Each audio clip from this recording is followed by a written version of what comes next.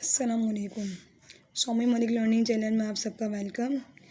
आज हम पढ़ेंगे Charles law, chapter number 5 class 9 का केमिस्ट्री की बुक में से हम पढ़ेंगे। चार्ल्स लॉ का टॉपिक है ये। अच्छा, मैं फिर से कहूँगी कि वीडियो सब्सक्राइब करें, वो चैनल सब्सक्राइब करें, वीडियो को लाइक करें। तो ठीक है, मैं जल्दी से टॉपिक आपको समझा देती हूँ कि चार्ल्स फ्रेंच साइंटिस्ट था चार्ल्स, जिसने प्रपोज की थी 1887 में ये थ्योरी है। मैंने आपको पहले पॉइंट्स लॉ भी बताया था, अगर आपको याद हो तो मैंने उसमें आपको कहा था कि increase the pressure decrease the volume, और इंक्रीज़ द वॉल्यूम तो डिक्रीज़ द प्रेशर। ठीक है, वो जो थी वो हमारे पास थी टेम्परेचर कॉन्स्टेंट था, ठीक है, और वॉल्यूम और प्रेशर पे हमें वो दी गई थी, ठीक है ना। लेकिन अब हमें ये जो दी गई है इसमें क्या है, इसने एक्सप्लेन करा relationship between volume and temperature. क्या है ये? Volume and temperature. अच्छा, इन्होंने क्या कहा, प्रेशर जो हमारे पास क्या है वो कांस्टेंट है, हमारे पास आ गया प्रेशर। देखिए, इसने भी आसान लफ्ज़ों में ये है the volume of a given mass of a gas is directly. जो डायरेक्टली का जो वर्ड है ना, ये डायरेक्टली का वर्ड यूज़ इसलिए होता है, जो डायरेक्टली का जो वर्ड यूज़ हुआ है कि इसका मतलब ये है कि बराह रास्त, directly of a mass directly proportional to the absolute temperature of the pressure is kept constant. इन्होंने कहा कि जो मास ऑफ जो गैस है, गैस का जो मास है वो डायरेक्टली प्रोपोर्शनल हो जाएगा कब? जब टेम्परेचर पे प्रेशर क्या है, कांस्टेंट रखना है।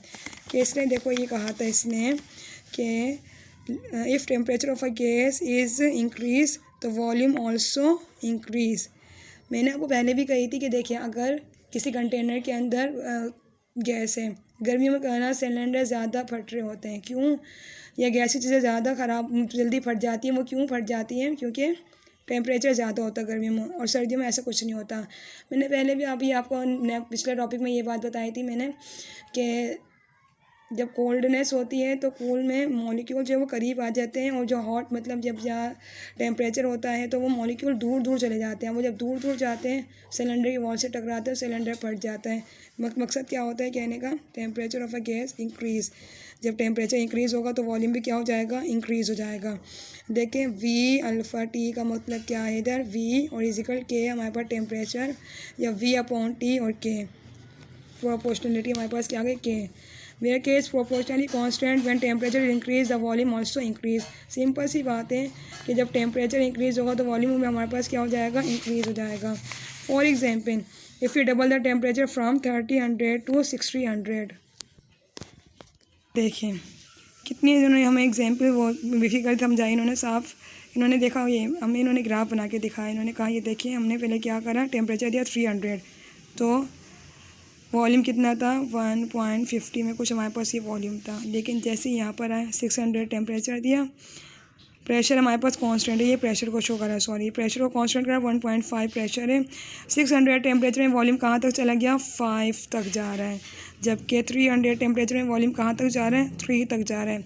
वही वाली बात आ गई, प्रेशर कांस्टेंट है 1.50 में, टेम्परेचर 600 था तो वॉल्यूम इंक्रीज़ हुआ, प्रेशर 300 था तो वॉल्यूम हमारे पास क्या है? कम है। जैसे जैसे टेम्परेचर बढ़ता जाएगा वॉल्यूम भी क्या होता जाएगा? बढ़ता जाएगा। ये हमें शो करा है किसने? चार्ल्स लॉ ने। मज़ीद उसने हमें ये बताया कि अगर देखिए, इफ़ इमेजिन, अब देखिए मैंने कहा क्या कहा था? T1 किसको शो करेगा? T1 शो करेगा इनिशियल टेम्परेचर को, और V1 इनिशियल वॉल्यूम को। T2 शो करेगा फाइनल टेम्परेचर को, V2 शो करेगा फाइनल वॉल्यूम को। V अपॉन और T अपॉन 1 हमारे पास क्या हो गया? K, और V2 अपॉन T2 हमारे पास क्या हो गया? Final, initial final. जब दोनों को हम मिलाएंगे हमारे पास ये आ गए कांस्टेंट के साथ। कांस्टेंट हमारे पास प्रेशर है, ये बात याद रखिएगा। V1 अपॉन T1 और V2 अपॉन T2, ये हमारे पास आ गए चार्ल्स लॉ वाली डेफिनेशन। उसने हमें दी थी PV इजिकल T, या मतलब T कांस्टेंट था टेम्परेचर। यहाँ से दिए P1 T1 और P2 V2 अपॉन T2, यहाँ प्रेशर कांस्टेंट है। नेक्स्ट टॉपिक में मिलेंगे इंशाल्लाह, जब तक के लिए अल्लाह हाफिज़।